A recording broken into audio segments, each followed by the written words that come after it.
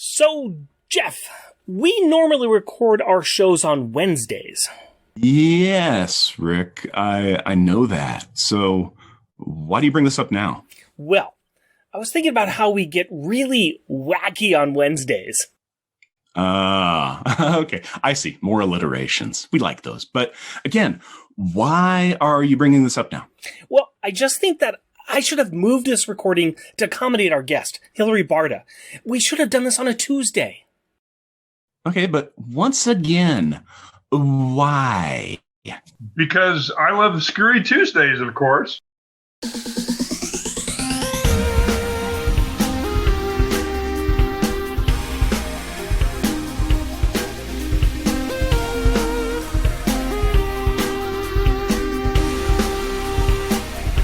Welcome, dear listener, to our podcast. Jeff and Rick present Unpacking the Power of Power Pack, where we journey through each issue of the most underrated Marvel series of the 80s while drinking beer, analyzing awesome and amazing adolescent adventures, and absorbing alcohol. I am Jeff. And I am Rick. And welcome to our very special guest, Hilary Barta. Thank you so very much for joining us today. Why, thank you, Jeff. Yeah. No, it really is. It is fantastic to have you here. Seen your name in many a comic book. Very excited to get the chance to talk to you, and especially talk about that old Power Pack connection, hear about that and everything. But we got a lot of stuff to go through. So, Rick, do you want to introduce him? Or Hilary, would you like to introduce yourself? How's this working? I don't know anymore. You've completely taken me off any kind of script I have. But to repeat exactly what Jeff said, thank you so much for this. This is really an honor. We've had some amazing interviews that we've had on our show, and you're just another one of those great names that we've seen, and we are able to, it is really hard. This is an audio medium, and I'm sitting here looking at Jeff, who I'm pretty used to ignoring, but I'm looking at my guest here, and my guest is doing some things that are just making me go, something's not right. Something's not right with this man. It's just showing that he hasn't been coerced at all. Not coerced at all. Sorry about that. That's perfectly fine. That's fun. I was the kid making cracking jokes in class, so that's me. I think we were all that kid. Visual gags work great on audio podcasts. Yeah. They really do. We have done it's going to be our 89th episode, so we've done 89 episodes, and we still can't quite seem to crack that nut of how to do a good pratfall on an audio medium process. I mean, we've tried our best, but it just doesn't quite work. You need the old sound effects guys from the old radio shows, where they do the thunder and the steps with the shoes and all that stuff. And we don't have that kind of money. The kind of money that we have is having my 10-year-old daughter come on and do the sound effects from the comic book issue. That's about as much money as we got. So, well, if you need, I can come up with a blomp or a goop or whatever you need. I'll do my best. Sport. I'm liking those. I like those too. I think I'm going to ask a few questions here that I think are going to really set the tone for exactly what we're talking about, because I think as it's become very clear, you enjoy the comedy. No. Yeah, I think, yes. I mean, I started out as an inker, but when I got into doing my own stuff, I just gravitated towards doing humor and slightly wackier off the sort of superhero action adventure mainstream, I guess. But yeah, I do like the humor comics. Well, let's start at the very beginning, if you don't mind. Where did you grow up at? Well, I actually live presently in Chicago, about a mile or so east of where I was born. So I'm still here. And I did move away. I've been in other places, but I've somehow come full circle, or I've slowly returned step by step, apartment by apartment, move by move to near my birthplace. And so I'm really a Chicago native, though I grew up in Evanston, which is a suburb just to the north. But I've spent my whole life here.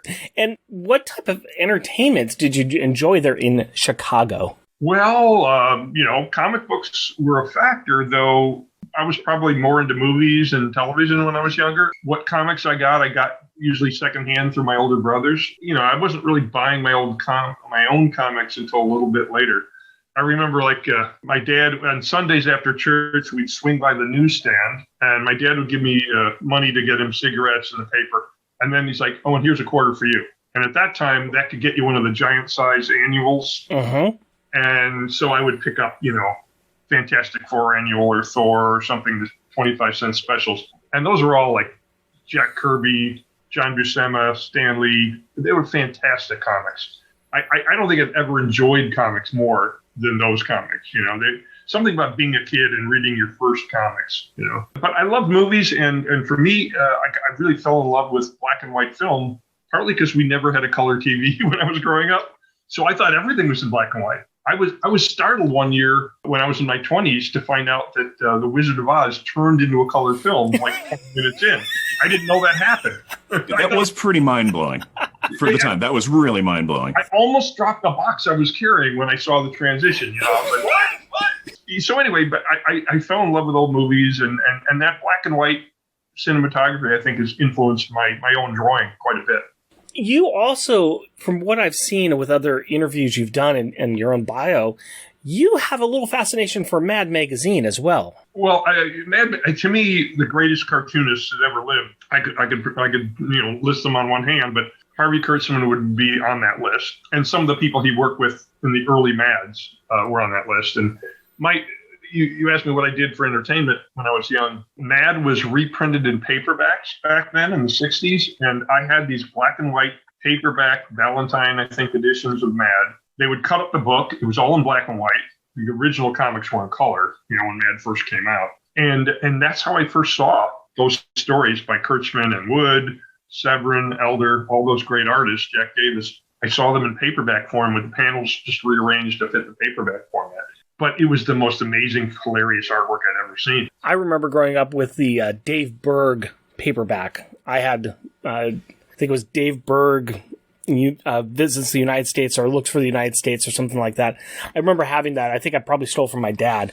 But yeah. I love Mad Magazine. I think I might have a couple of the collected Spy versus Spies, I believe, if I remember correctly. The old memory starts getting fuzzy. Oh, well, I remember all those strips. Those strips came later when Mad became a Mad magazine as opposed to Mad the comic book, And you guys probably know the comic history where the Comics Code came in, and at EC Comics that published Mad as a comic book, as a colored book, they had to kill almost all their comics, and then they made the transition into making it a magazine, and it just took off as a magazine. I mean, it became a cultural phenomenon, not just a good-selling comic. Mm-hmm. If you didn't have Mad Magazine, you wouldn't have had Saturday Night Live. You wouldn't have a lot of the, you wouldn't have Airplane. You wouldn't have so many things that we take for granted in parody and humor now.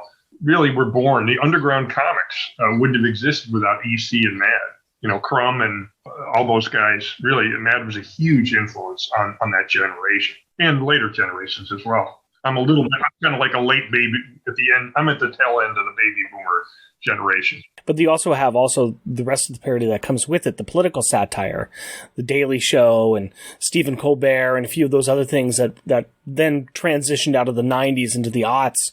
And yeah, all of it kind of builds off of each other, and you can I think you were completely right, tracing it back into the pop culture essence that was Mad Magazine back in the day. I think Mad had a lot to do with that, because Mad attacked comic books. I mean, originally Mad, I'm speaking of the early color issues, there were a lot of comic book subject matter. They did other things. They did Sherlock Holmes, but they did all the big superheroes. They did Superman, Batman, Captain Marvel.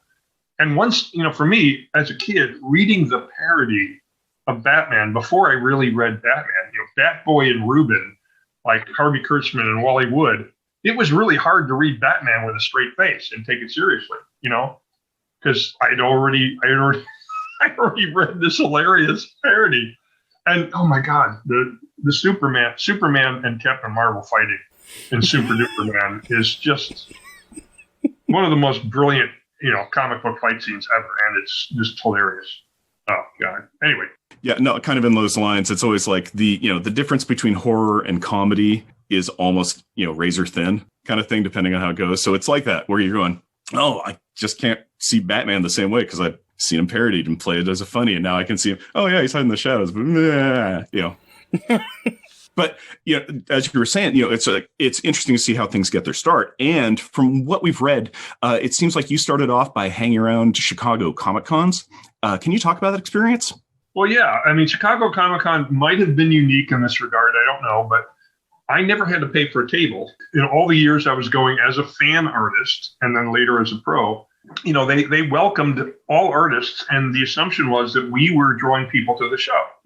I'm sure I wasn't drawing many people when I was a fan, but we were still given a table and they didn't charge us. So it was kind of incredible that I'm sitting here, maybe I'm outside the main hall, but I have a table in the same space where inside the main hall, maybe Gil Kane is there, maybe Joe Kubert is sitting at a table. It just, it probably puffed up my ego a little too much at times, but you sort of felt like you were part of that, right?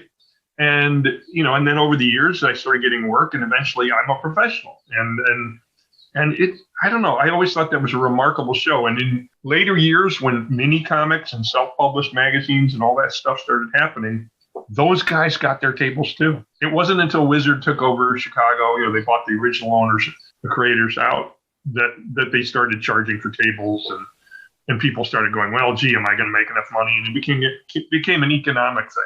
Cons were just fun back in those days. It really was fun. As you were sitting there doing your drawings, what kind of experience did you get from that? I mean, you had opportunities to kind of sit around people and interact with them, but did you also get to sell some of your work, and did you get to really kind of improve your craft, as it were, at that time? Well, believe me, I was trying to sell work.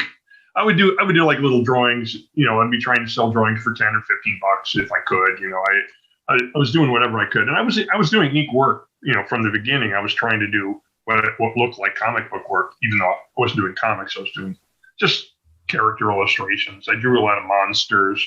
I love monsters, but you could also, at those shows, I remember leaning over and watching Rudy Nebres inking. And he's one of the most amazing inkers I've ever seen working. But just to have that, not too many people were actually sitting there inking with a brush at a convention. He was. And I was like, oh my God, I could have stood there all day, if there weren't other people that wanted to get to the table. It's just like, this is a tutorial right here. This is all the school I'll ever need. Let me see how this guy does this, I've seen these magical lines. Now I can see a guy making them, It was pretty cool.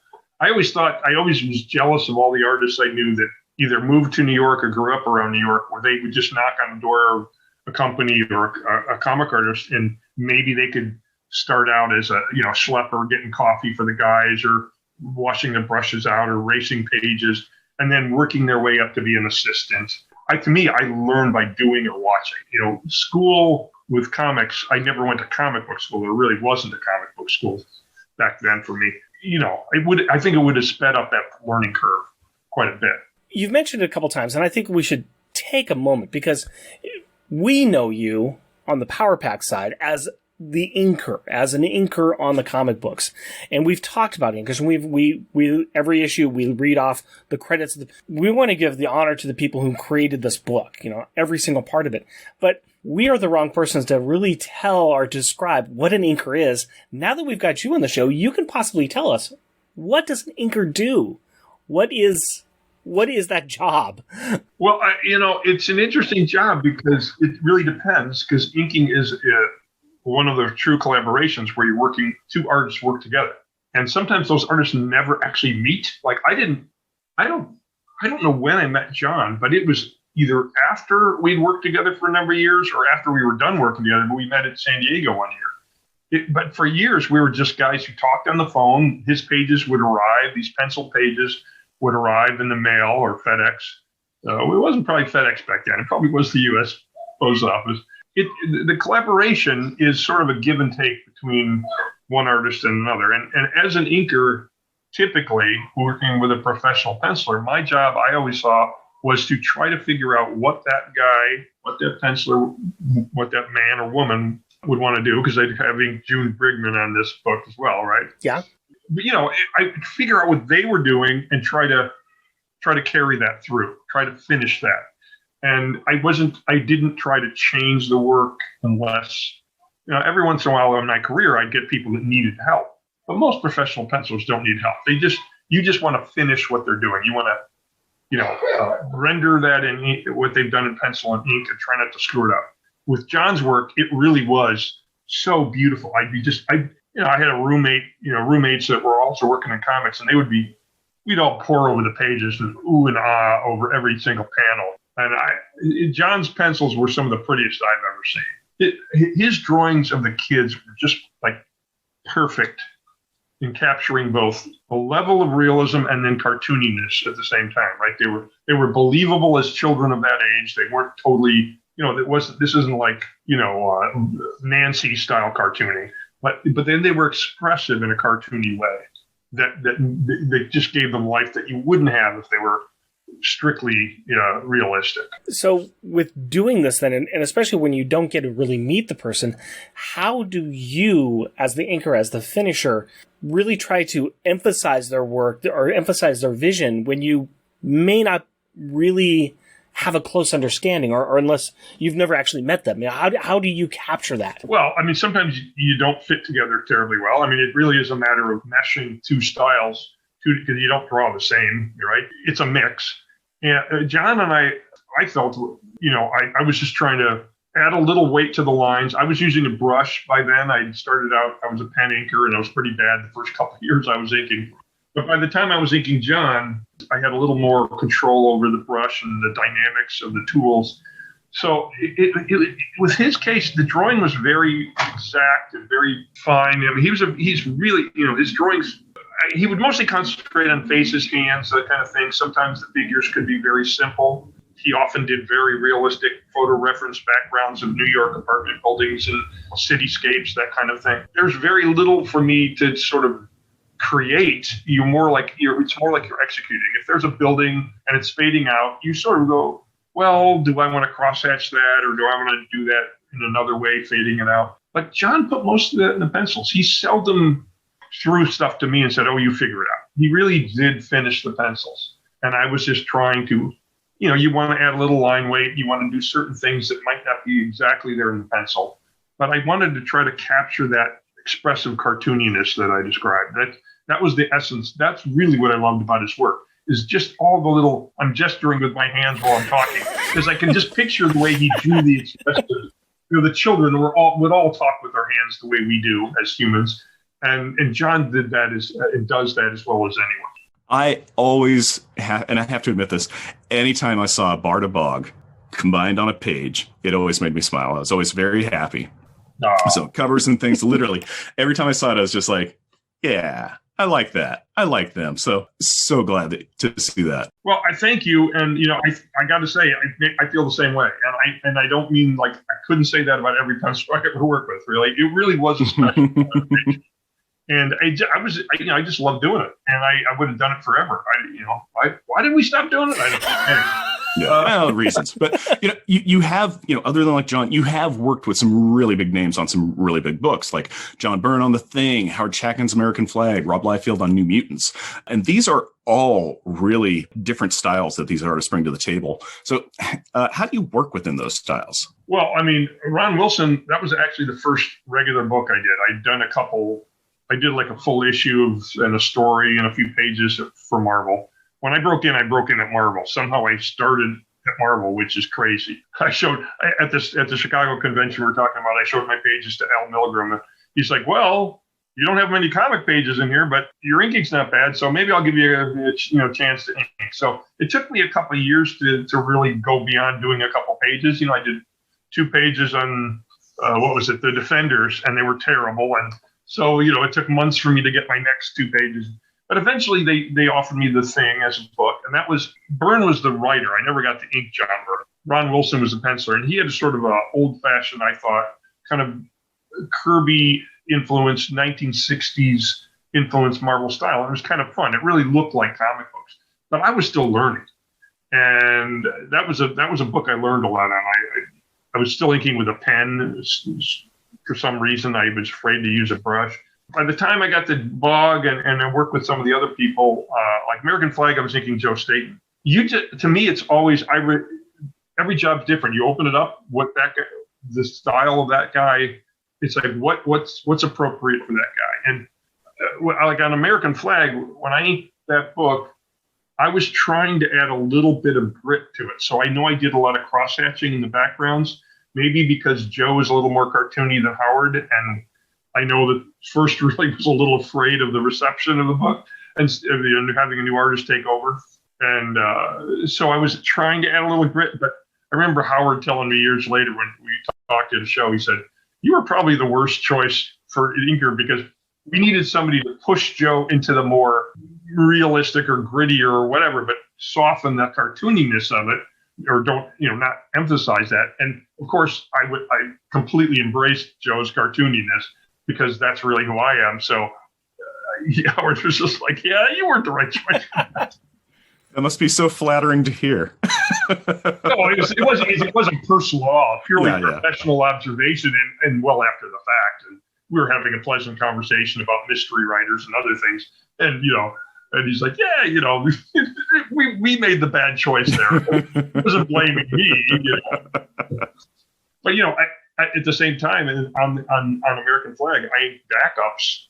I inked Norm Brayfogle, the late Norm Brayfogle, on Bob Violence backups. I think they were written by Alan Moore. Some of them were written by Alan Moore, some of his early American work.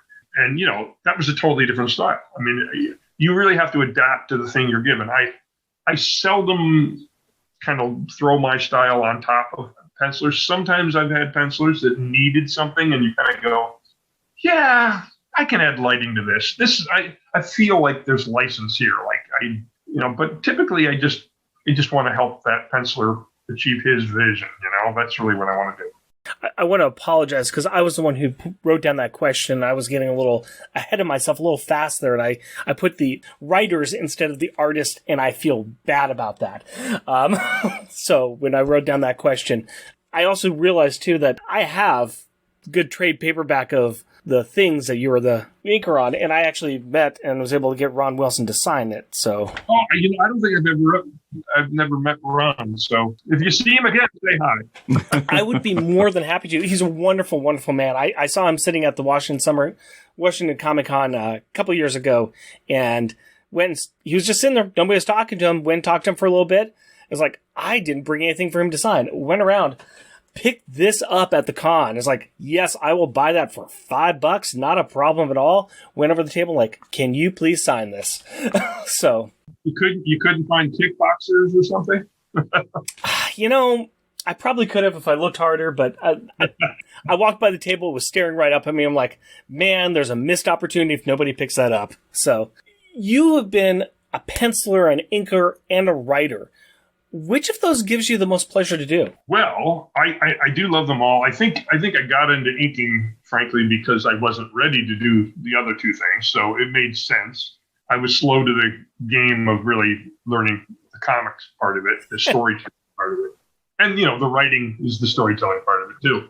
But I think what happened for me is I was just happy to work in comics, like doing the thing. I was just like, I'm working on a Marvel comic. How crazy is that, And that kept me pretty happy for years.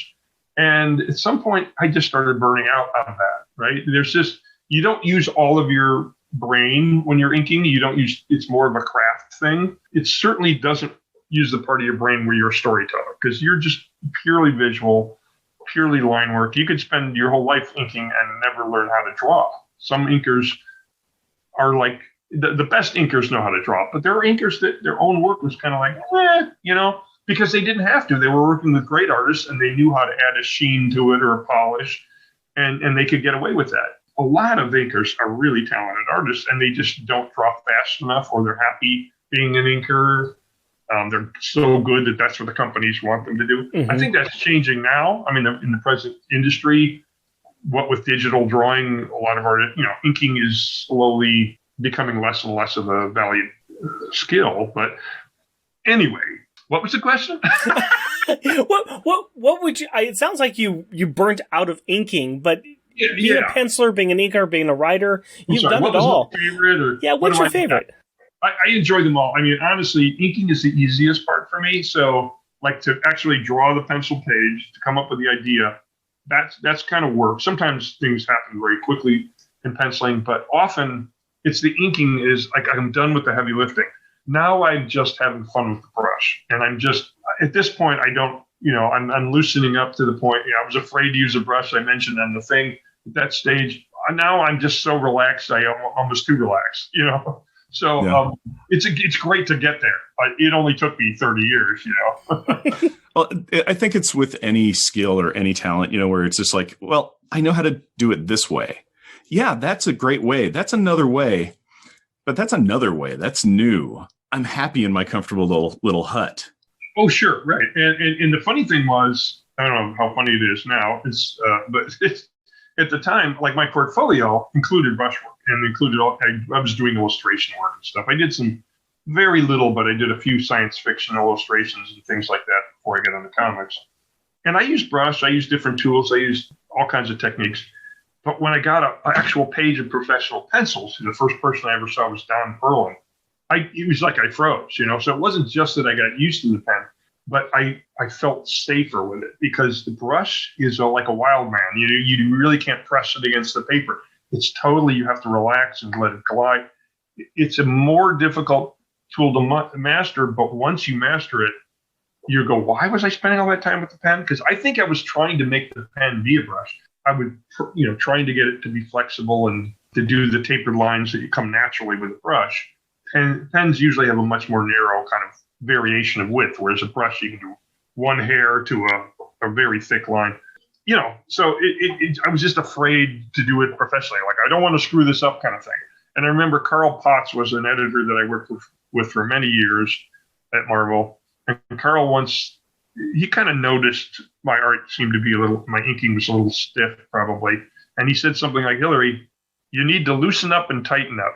And I'm like, oh, okay, Zen master, what the hell is that supposed to mean, And it took me a while, but I thought about it, but I realized what he was saying is, and it is kind of like this Eastern sort of Zen thing, but you need to learn the skills. You need to practice. You need to learn your craft so that when you're actually working, you're not thinking about it. You're loose, you're spontaneous, it happened. It really is the best way to make art because when you try too hard, if you're slow and precise, it looks like you're doing it that way, right?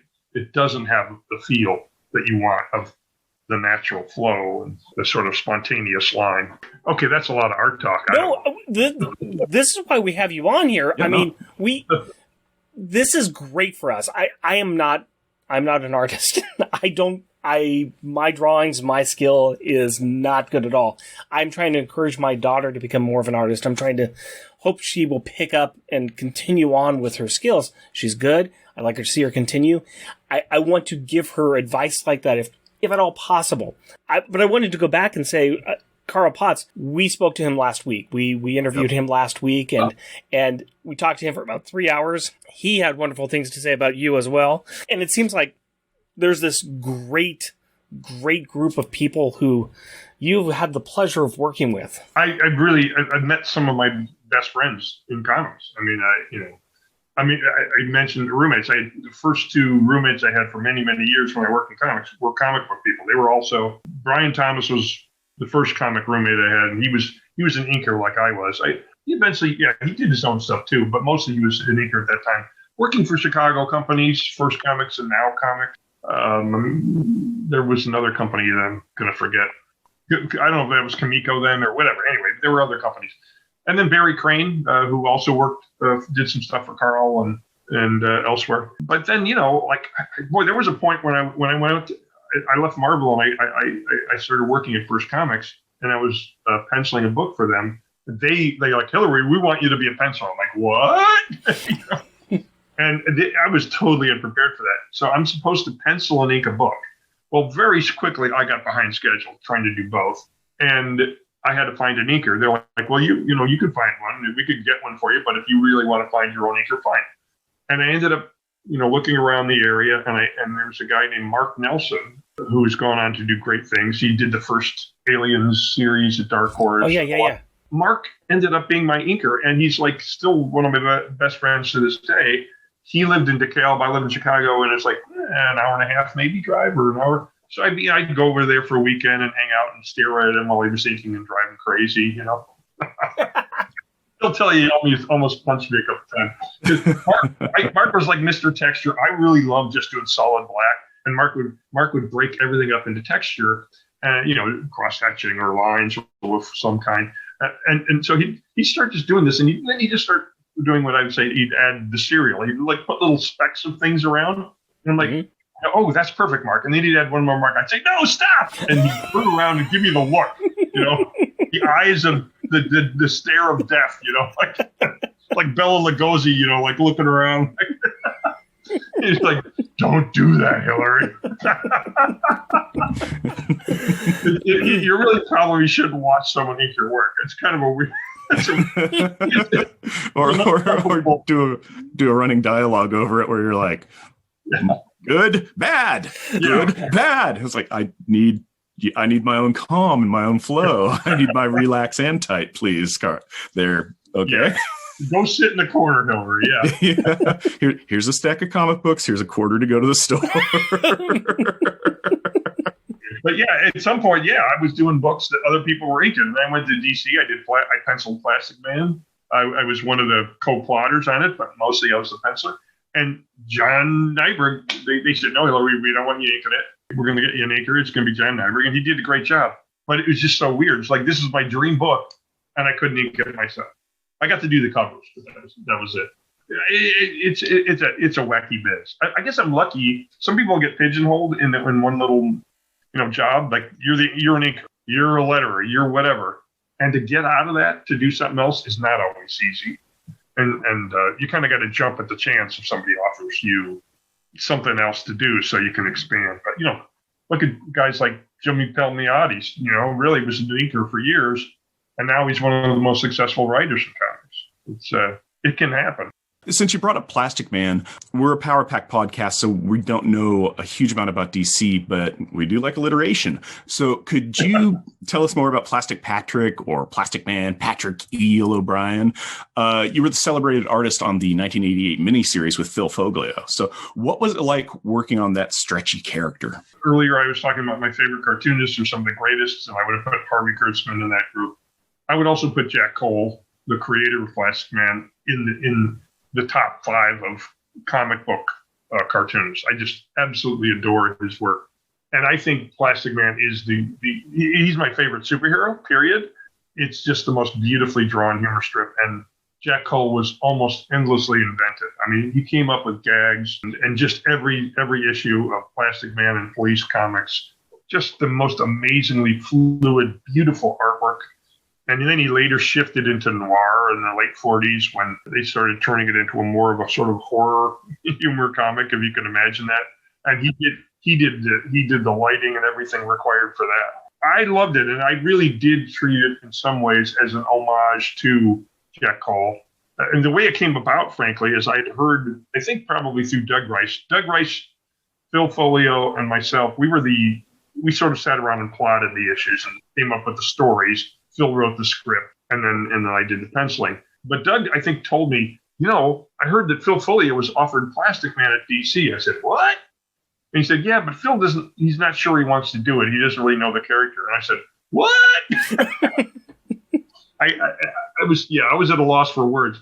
And I just ran over there, and I don't know if I did that literally. Maybe I called him, but I just said, Phil, if you really don't want to do this, but you want to write it, I want to pencil this. And it kind of happened that way.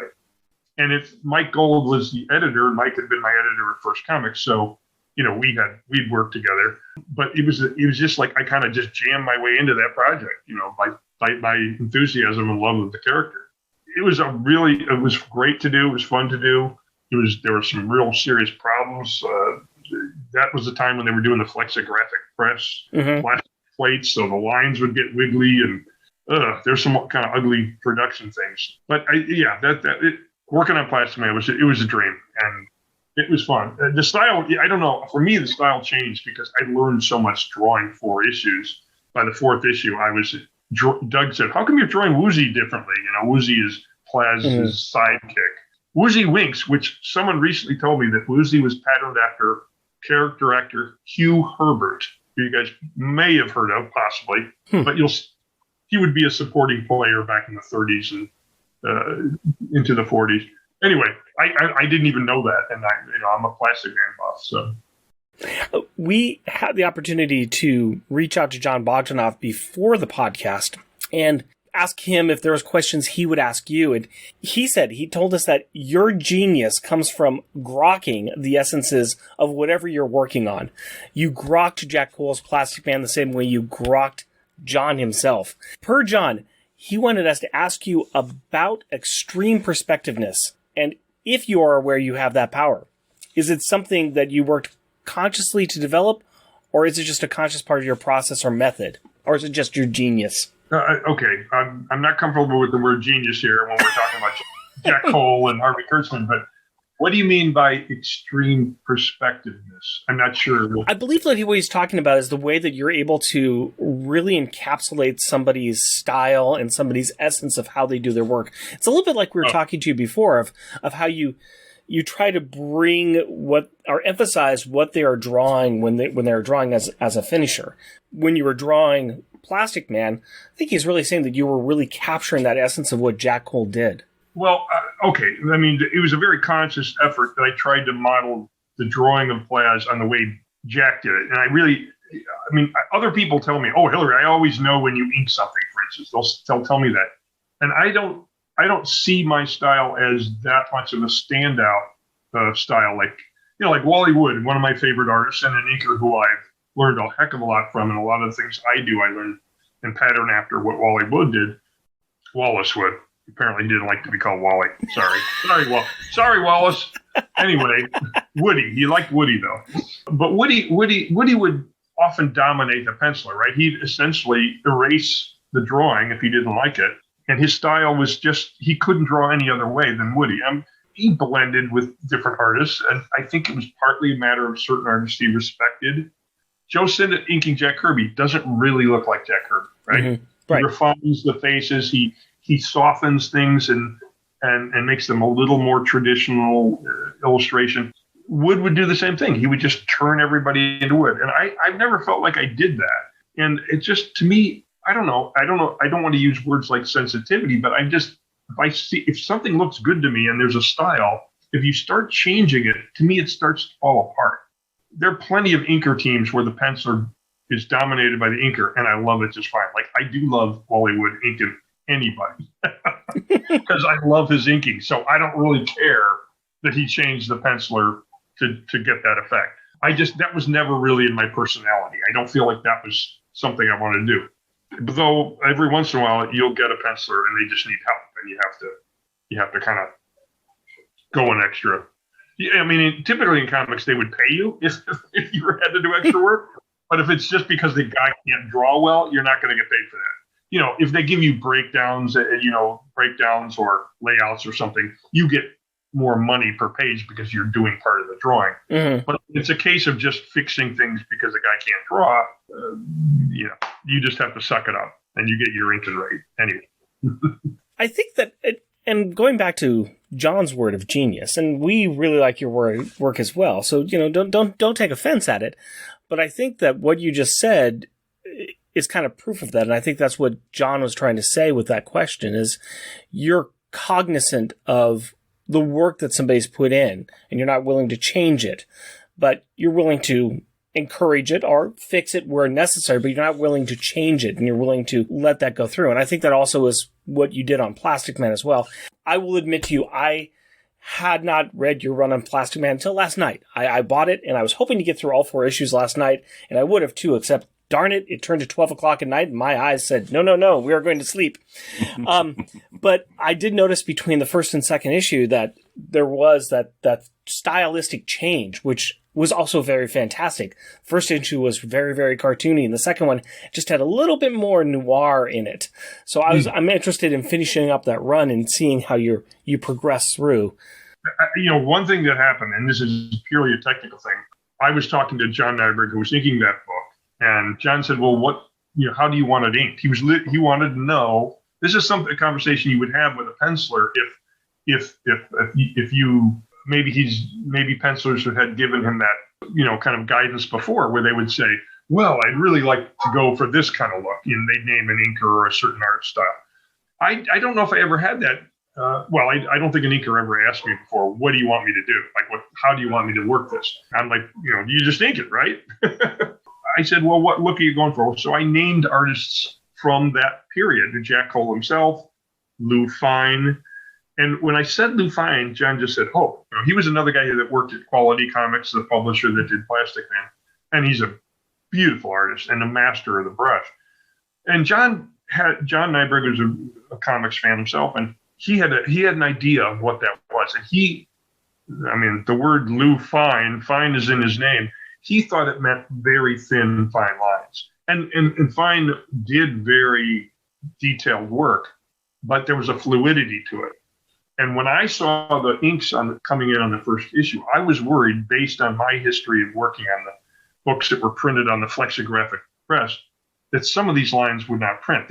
What would happen is if they were too thin, at some point they would start wiggling. The plate would not give you the straight line, but it would start wiggling. Literally, you'd get a wiggly line, a wavy, wiggly line. It was terrible. It would ruin the drawings. And I called up John. I said, John, let me show you some stuff that Lou did besides this. And I drove up there and I brought work with me.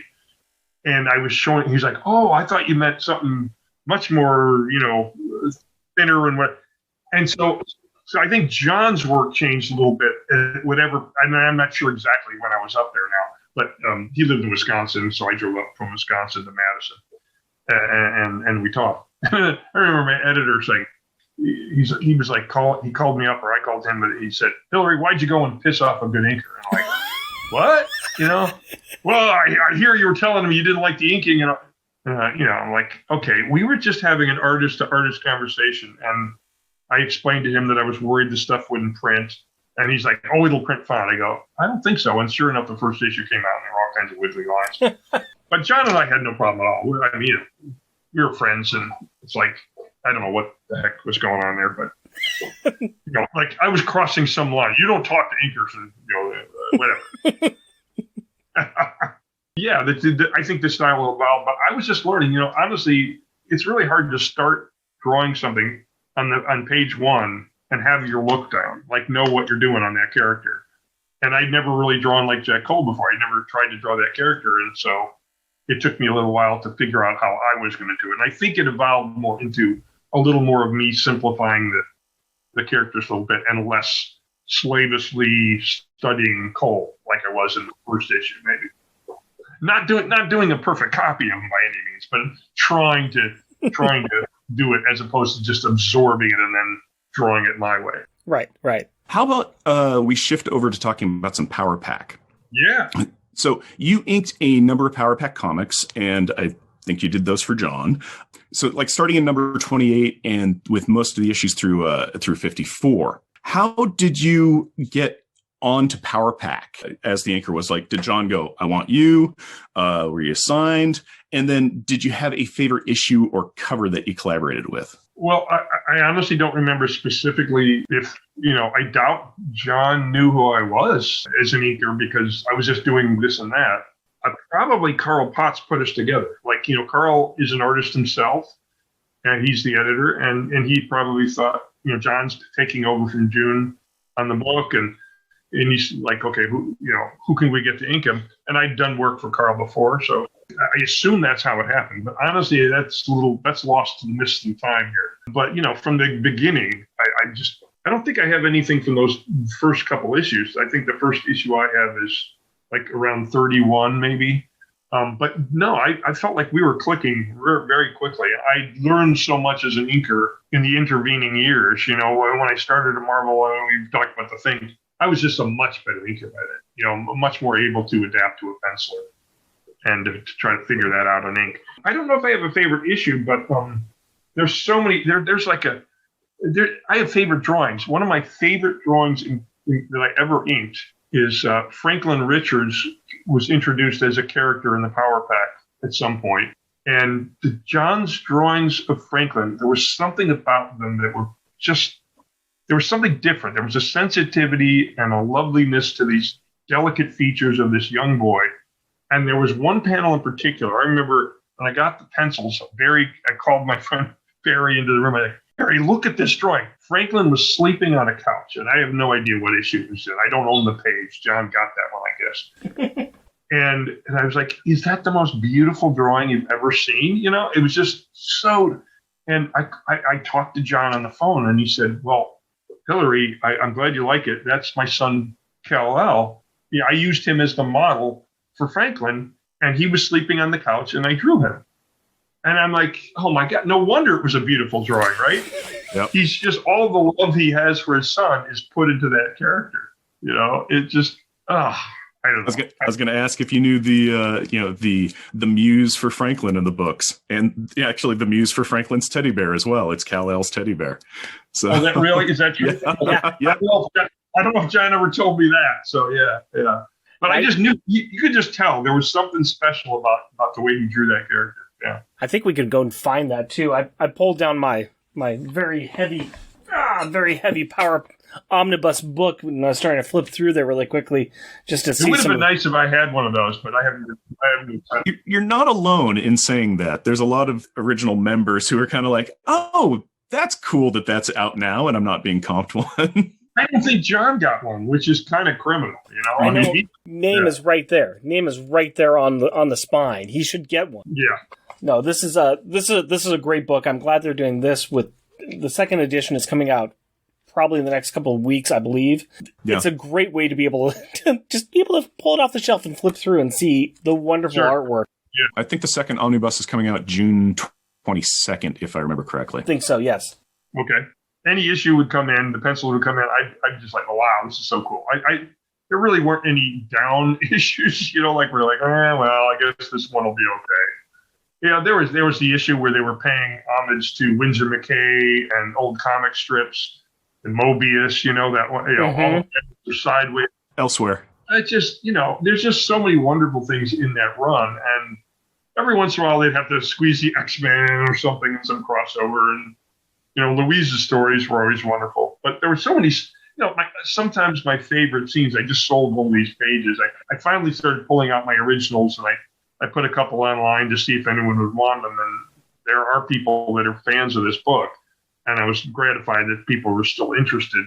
Just the pages where the kids are just hanging out and doing their shtick, you know, being kids and getting into fights and bickering and playing around and being silly.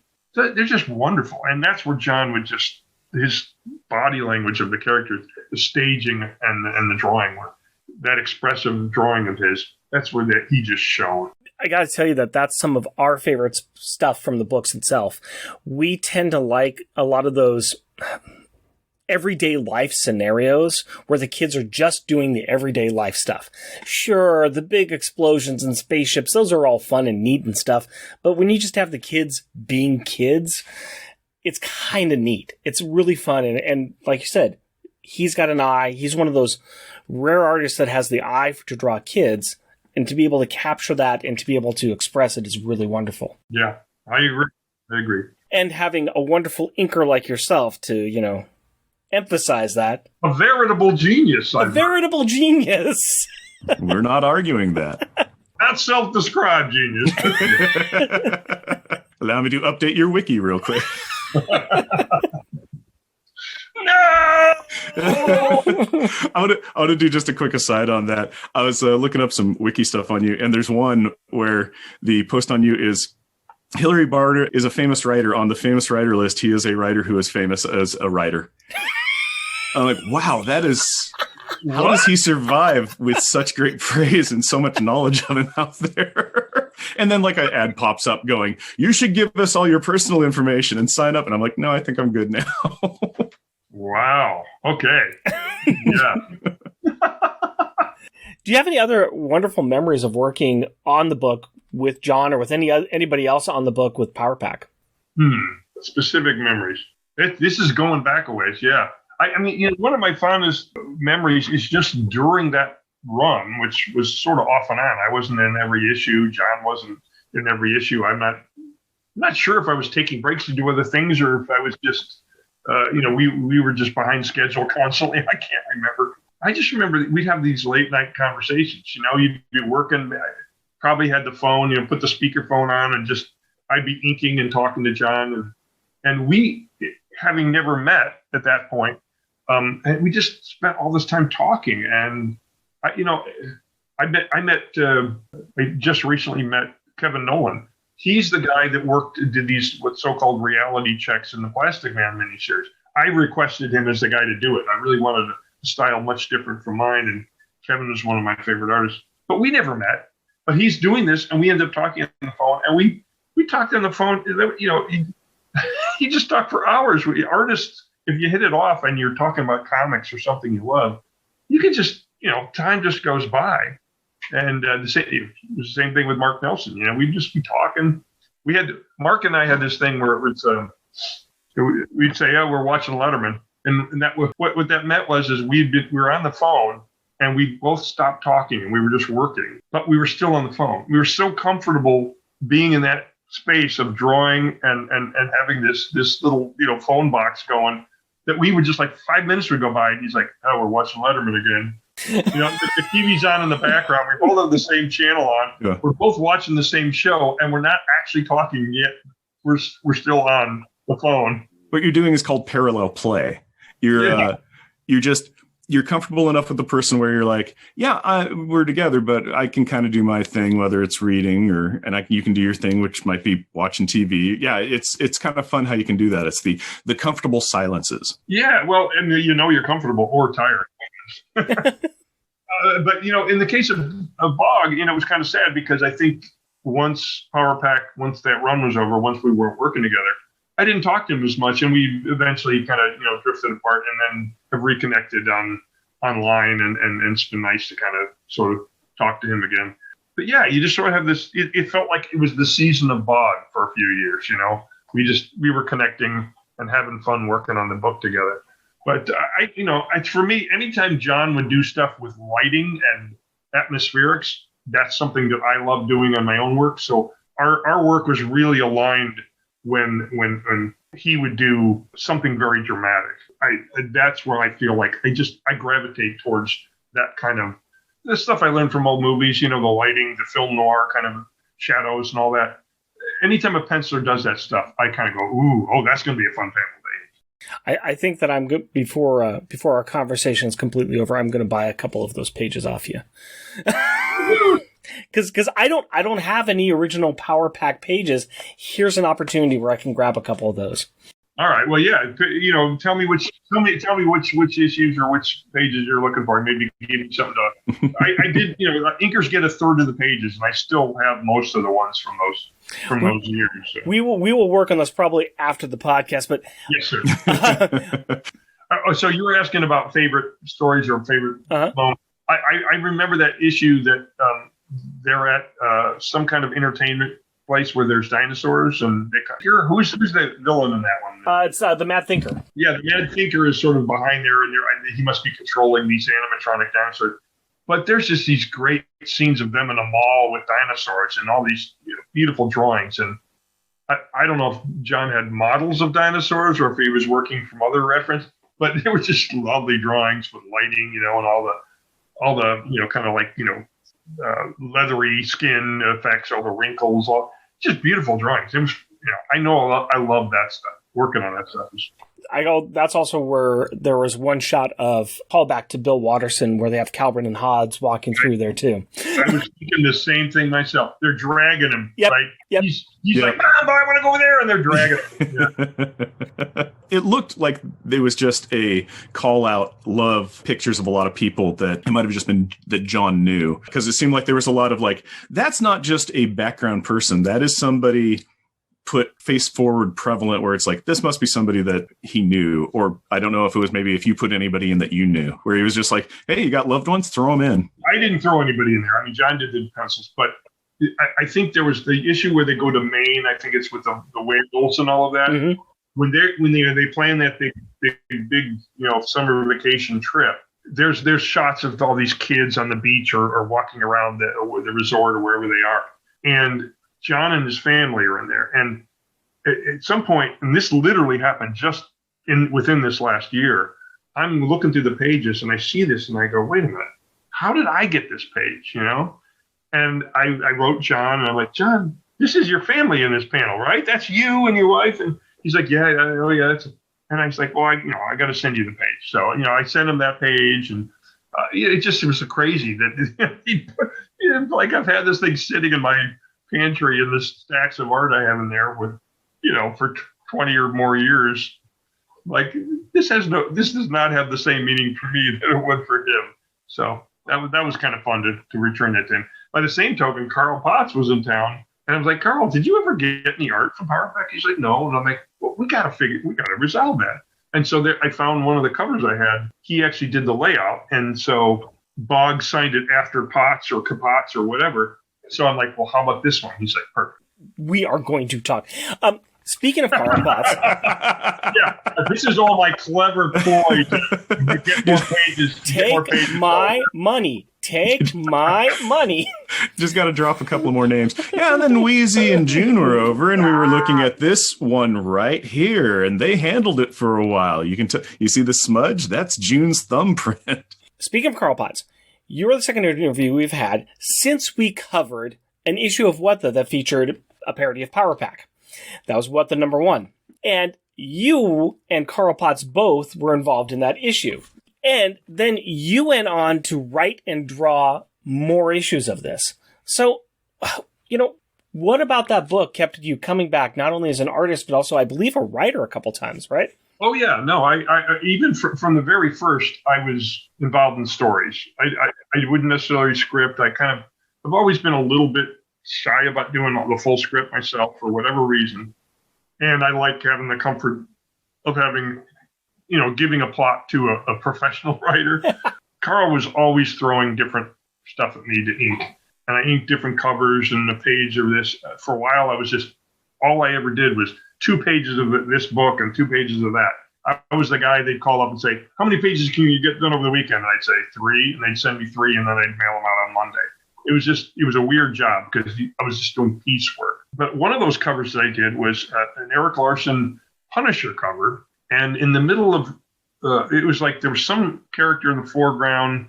I don't know if it was a woman. And then she was holding 2 guns in either hand. It's like a Western showdown with automatic guns. And the Punisher and whoever was in the back, there were bullets flying everywhere. And I was like, I just hated it so much. I hated the character. I hated, a comic about a hero that shot and killed people.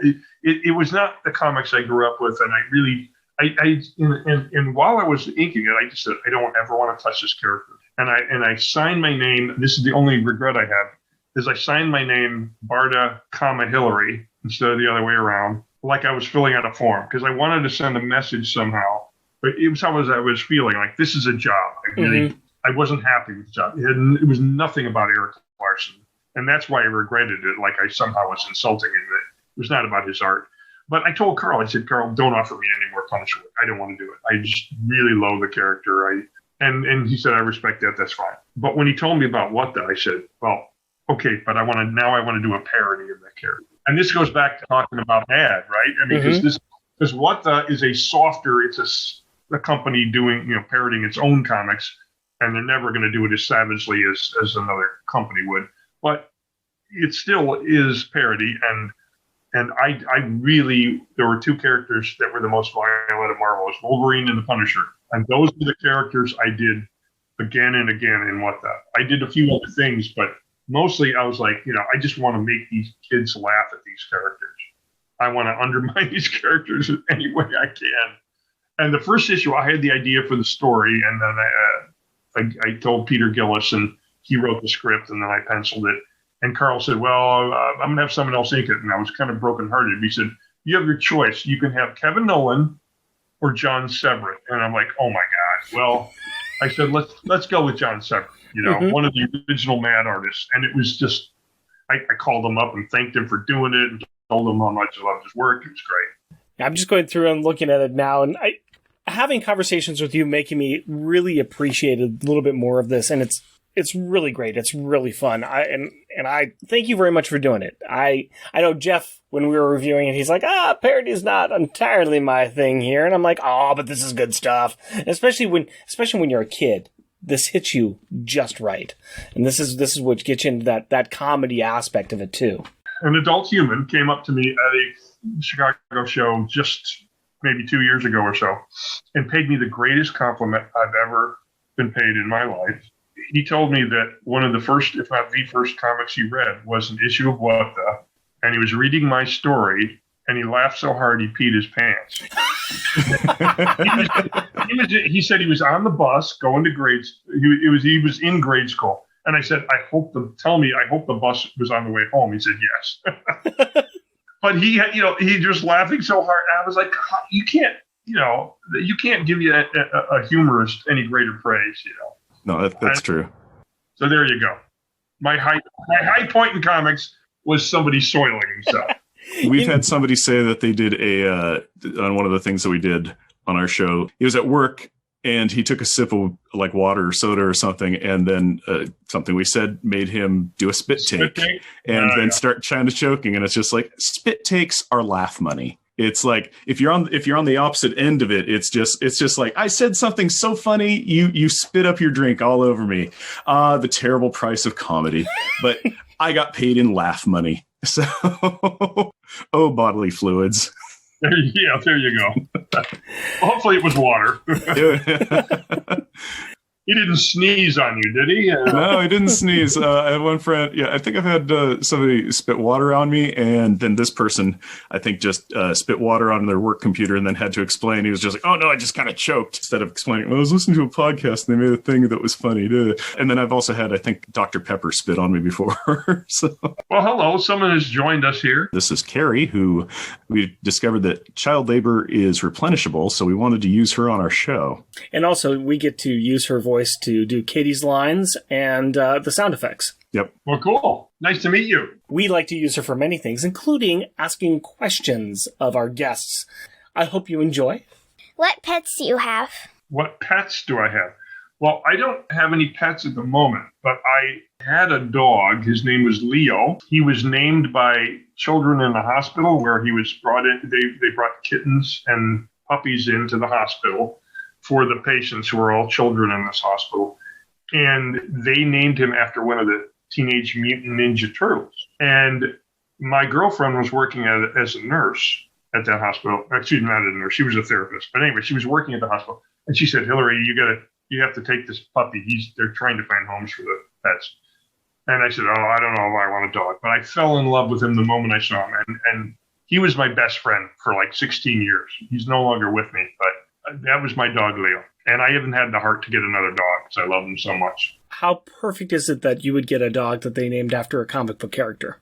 I didn't even have to name him myself. And one of my best friends, my upstairs neighbor, in fact, his father is named Leo. When he'd heard my dog was named Leo, he's like, you named your dog after me? Because he thought it was an insult somehow. And I said, no, it was a different Leo. It was actually that Leo. My friend's father is an artist. I said, no, this is Leonardo da Vinci, the artist. Actually. Because Leo the Turtle is named after Leonardo. Yep. So Yep. Anyway, that's a long roundabout way to say I had a dog. And now what I have, my neighbors, I mentioned my neighbors upstairs, they have a dog who's a puggle. You know what puggles are? They're a cross between pugs and beagles. And he's not quite as scrunchy up as the face of a pug, but he's kind of short and stout. And we walk him every morning. My friend and I will walk his dog. So I still, and I dog sit for him a lot. He just comes down the stairs and walks into my apartment sometimes because I leave my back door open. He'll just walk in. They're like, oh, there's Banjo, the dog. I put Banjo in one of my comics too. I did a comic with the Mars Attacks characters, and there's a famous card with them zapping a poodle, and I just swapped in Banjo for the poodle. Nice. Very nice. So zapping a puggle. Yeah. We're going to have to look for that one. Do you guys have a pet? We have 3 cats. 3 cats? Okay. Do they get along, the cats? Toby and Bert, the 2 oldest, kind of get along more than they do with Grace. Bert's really good-natured, so I bet he doesn't have the heart to, tell Grace that she's really, really loud. Toby would do so by nipping her. Uh-huh. They kind of work it out, though, somehow, usually. They have a pecking order, right? I mean, generally. Yeah. Do you have another question? Yep, we got a couple more here. I like to draw my own comics. Do you have any advice on how to improve as an artist? I have very simple advice, and what I would say is the temptation for artists and comics is usually to copy other artists. That's okay, but I think the best way to draw and to learn how to draw is to draw from life. So draw your father, draw your friends, draw yourself in the mirror. The more you draw from life, as opposed to copying another artist, the more you're going to draw like yourself, because you're not filtering through someone else's style. And I think it speeds up the process of finding your own identity as an artist, your own style, whatever you're looking for. So practice life drawing, drawing the human figure if you can. And that's you. You got a mirror. You can draw everything, with a mirror. You've got the usual body parts. You just hold up your hand and you turn it into whatever angle you want, and you can practice drawing. Nice. Practice, practice, practice. And the other thing I would tell people is, if you don't know how to draw something and you are avoiding it, the only way to really learn something new is by drawing something you don't know how to draw. So if you're uncomfortable drawing feet or hands or whatever it is, cars, until you draw those things, you'll never expand. You'll never grow as an artist. You'll just be drawing the things in your own little comfort zone. But you need to get outside that comfort zone. And generally, if you're writing for yourself, you're going to write the stories about the things you want to draw, which is cool, but you're not going to push yourself out of that zone.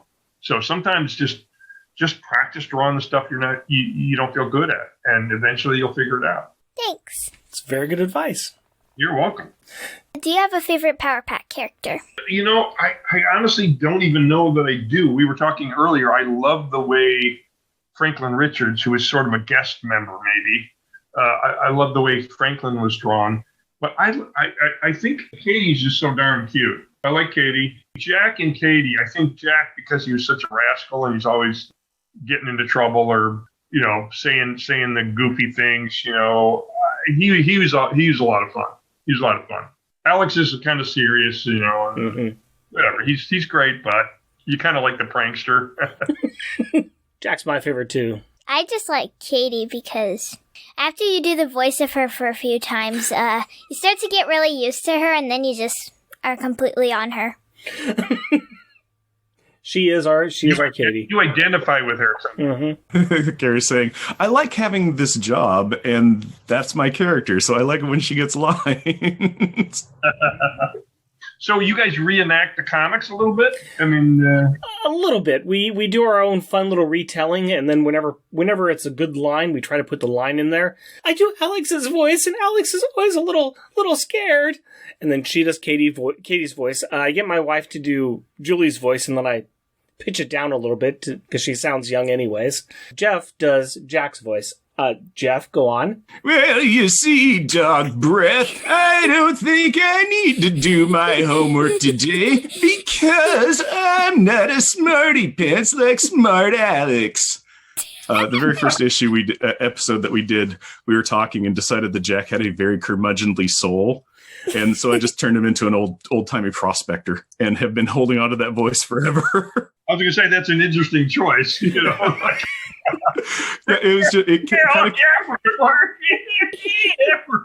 We just saw him as kind of like that cantankerous prospector kind of thing, and so just doing lines and ran that voice, and I'm like, yep, I'm going to hold with that voice forever now. Gabby Hayes, power.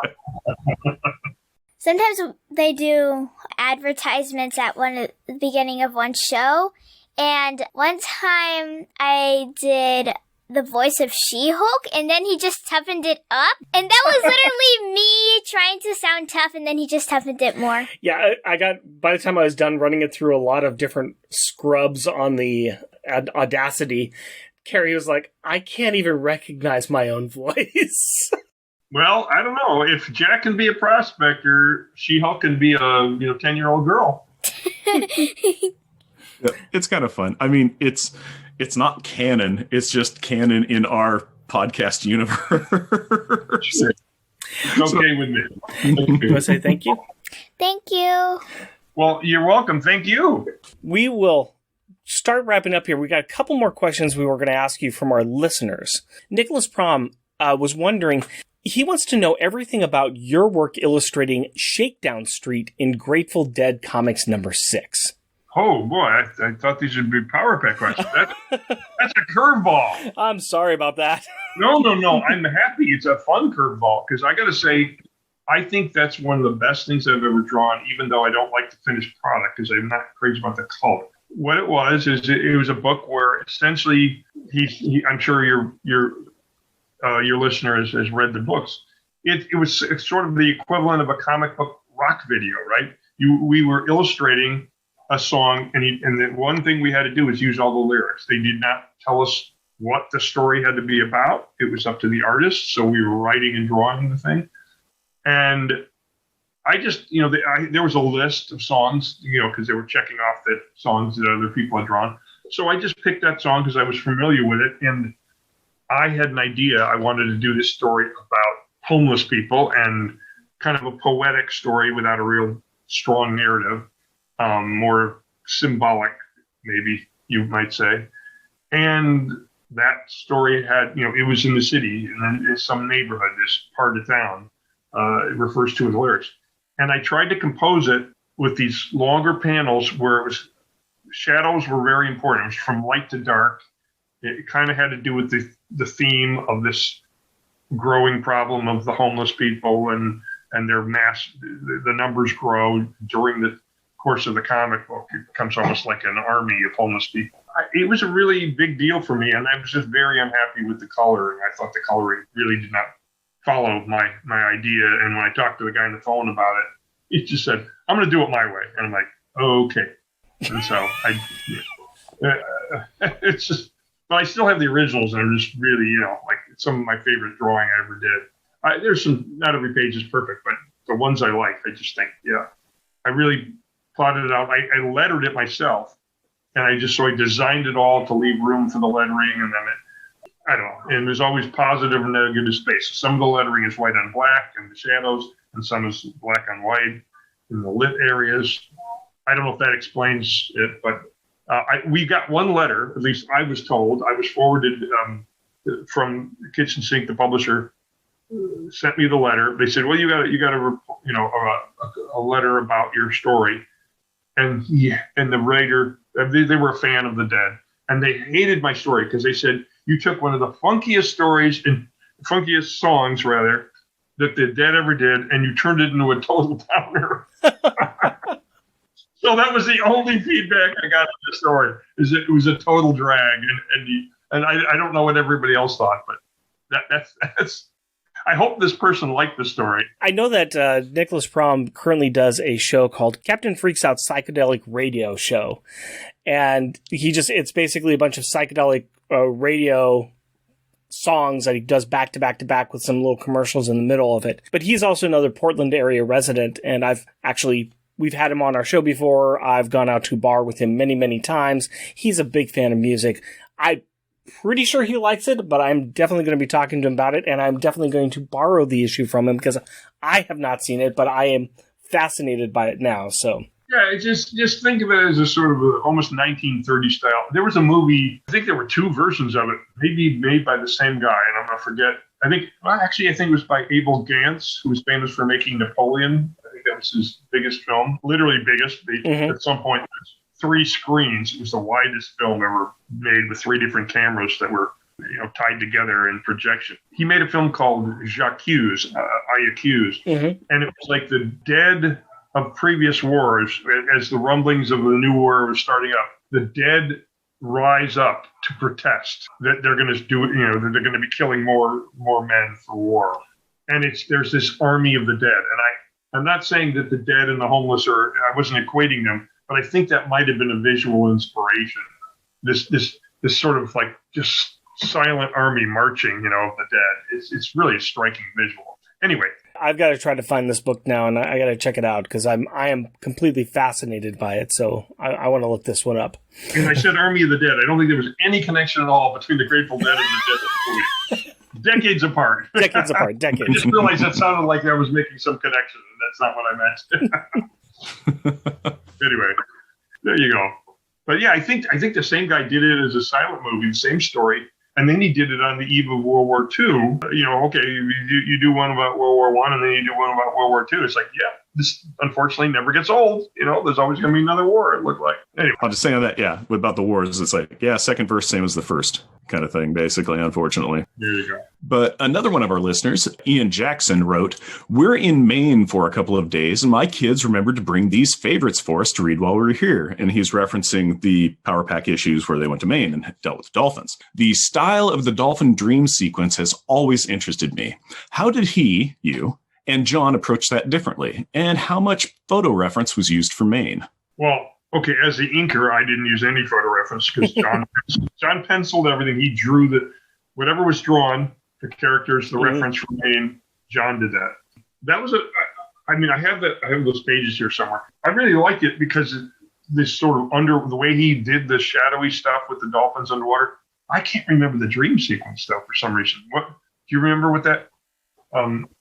It's been a while since I looked at this stuff. It's been years. If I remember right, the dolphin dream sequence was the Franklin dreaming that he was the baby dolphin swimming with his pod and his mom, and then they got into water that was toxic and they were choking and gasping, and it's just like he was watching kind of the pod members dying, and his mom was trying to keep him afloat, but eventually she grew weak too, and he sank and was sinking to the bottom of this toxic water and was dying, and that at which point I believe then Franklin woke up gasping, and they're like, "Oh my gosh, Franklin's dying," because he was locked in the dream. I think that the shadowy, interesting you mentioned the shadowy part, because that was one of our favorite pieces of art in that book. Yeah, yep, Dolphin Dreaming. Mm-hmm. So it's actually the name of the story. Yeah. I couldn't even remember that. Oh, I just didn't remember the dreaming part. I remember the visuals. And we were talking earlier. I think one of the pages I gave to Jon was from the story. So this is him waking up, probably, right? Franklin waking up from the dream. Yeah. So his dialogue here is, "I was a dolphin, a little baby one. I was with Mama. My mama loved me, but something in the water made us sick. I died." So that was in the last issue. Mm-hmm. Yeah. Okay. Yeah, so this is they're recapping it at the beginning of this. Mm-hmm. See, but the visuals on this is just these dolphins with the water. I mean, it was a rather stylized way to draw underwater scenes, I thought. So I loved it. I mean, I don't know. I want to say that a lot of those underwater scenes were some of our favorites from that issue. Yeah, they were some of my favorites too. So anyway, Jon did the research. That's the short answer. I just inked what he came up with. Let me ask you one more question from our listeners, and this is one of our favorite. It's the one we always end with, and this is from our friend Tim Price, or we like to call him the Pod Crasher. He likes to hit our guests with specific cheese-based questions. So you've got credits on so many amazing books. Maybe you can answer this. Who makes the better macaroni and cheese, Maggie Power or Woozy Winks? And or, same question, but Cable or Grimjack? Who are Grimjack? Cable or Grimjack? Cable or Grimjack? Well, it's got to be Grimjack of those two. But so it's Woozy Katie Power or Woozy Winks makes the best. Maggie Power or Woozy Winks? Who makes the best mac and cheese? Wow, that is the strangest question I'm literally trying to go, well, in what issue of the No, this is our buddy Tim. He is just likes asking cheese questions. Well, I'll tell you one thing. Woozy ate more mac and cheese than she did because Woozy, enjoyed eating. Which reminds me of one of my favorite gags that Jack Gold put into the Plastic Man series. There is a diner, and they don't advertise, like a greasy spoon kind of thing. They don't advertise mac and cheese. I think it's chili. Try our chili. And then next to the next building, this is like a street scene. So there's the diner. It's like Joe's Greasy Diner, whatever. The next to it, there's a doctor's office that's specializing in gastrointestinal disorders. And then the next building over is a funeral parlor. and it's just such a great one. And that's a background gag in a mm-hmm. There's characters walking in the foreground talking about whatever the story is, but then he has this lineup of the 1, 2, 3 gag. And I tried to put a gag similar to that. Mine isn't quite as brilliant as that, but I tried to put something similar in the background of a Plastic Man page. So I'll leave it to you guys to find it. Yeah. I have been enjoying some of those backgrounds as I've been reading The Plastic Man. But I think you said Woozy would be the better mac and cheese maker, maybe. Well, I don't know about maker. He's the better eater. He's a better eater. That's my answer, yeah. I'm sticking to it.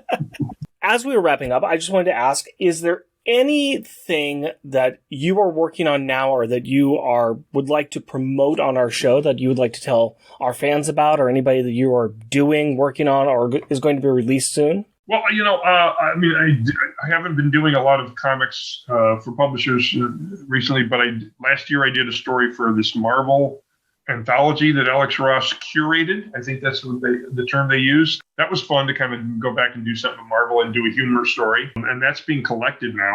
It came out, from last year into this year, maybe. I think it was delayed last year, and then they started releasing the 6 issues earlier this year. Anyway, they're doing a collection, which is oversized, and I got at least, I don't have a copy yet, but I saw one.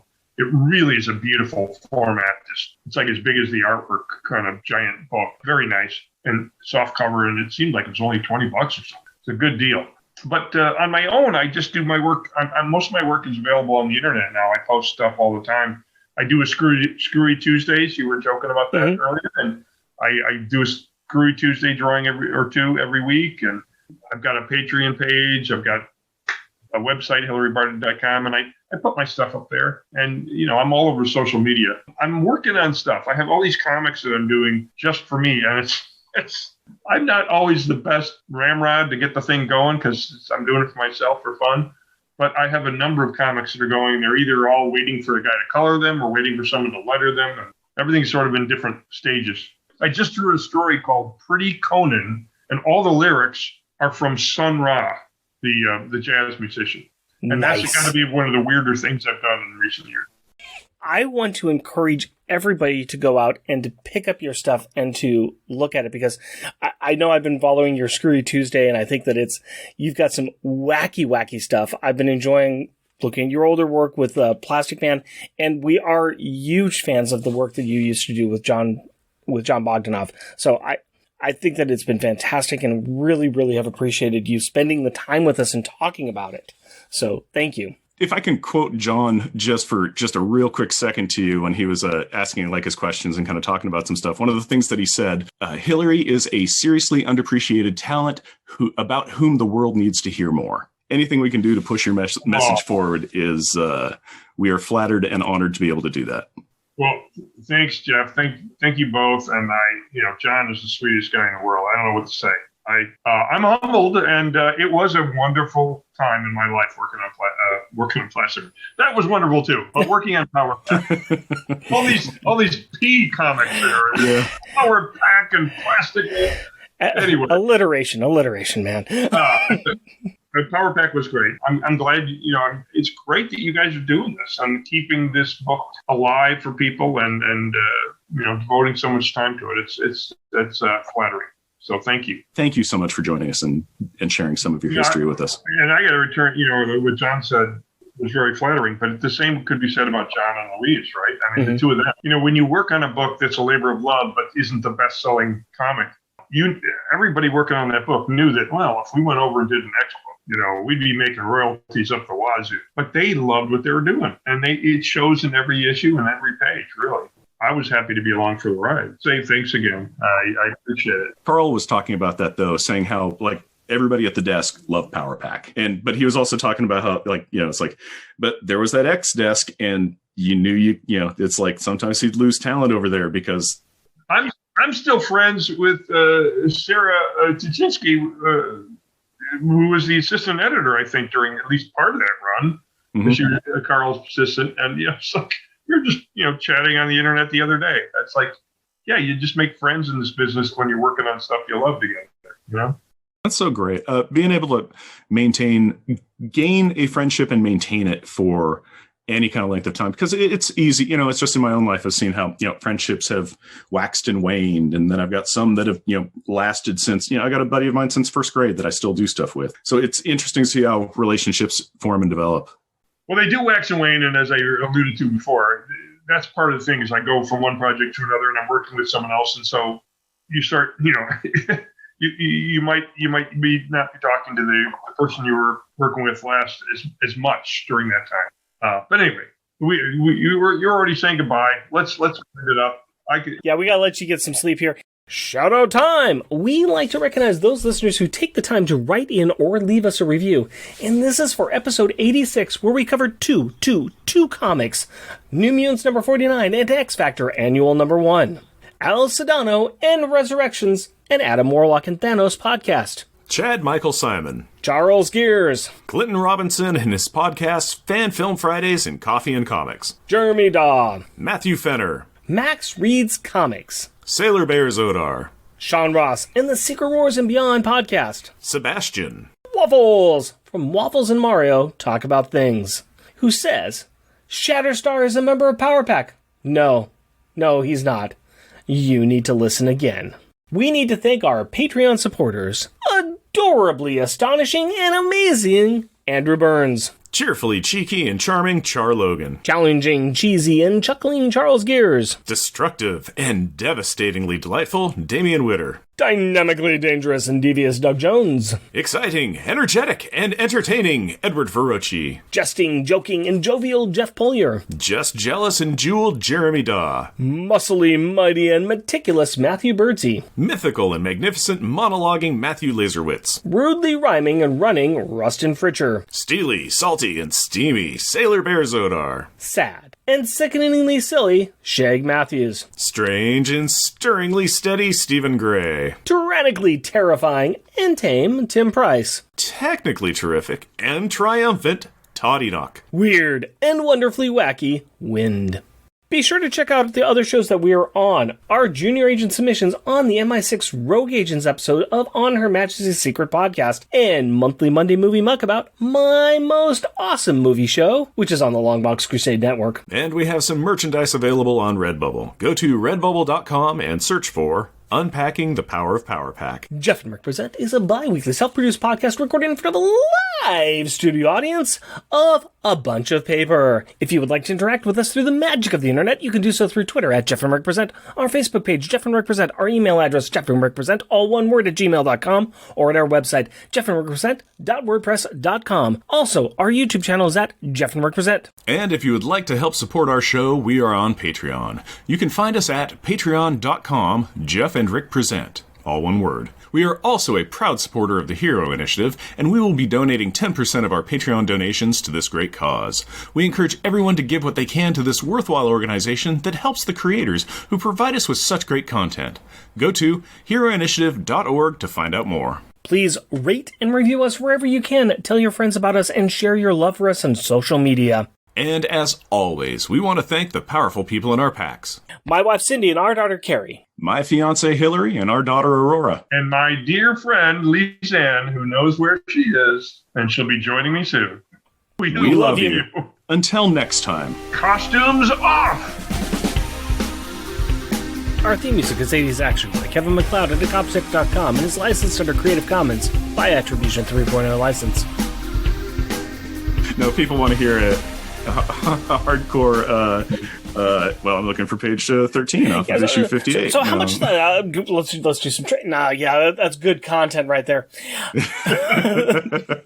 Yeah, everybody, that's why there's so many popular shows about people shopping on Amazon or doing eBay purchases. It's called Pawn Stores. That's what we got here. Oh my gosh, you're right. Or, I'm sure there were people that actually love to hear us negotiate on a page or something. That would probably entertain people, but we'll do it later. Yeah, we'll go later on that. It would be it's kind of like what we're doing is getting that behind the facade view of we know this comic and there's names on it, but it was like, well, what was it like? And how did you do this? And how did you get together? And what's this? And what's the dirty scoop on people? Kind of thing. Oh, there's no dirty scoops. There's no dirty scoops. By the way, Carrie, you have the cutest headset about everybody here. I gotta say, not even close with the guys. This is very true, and it blinks. Whoa! It flashes. Nice. I don't recall if he did. What did he tell you guys? It's very Dickensian, is what his son had called it, because it's like, there's like no electricity and just winds blowing through the walls, and they're just, I think, about to get broadband internet and stuff. So it's just like big rambling house, but kind of just like, wow, just cold and no power.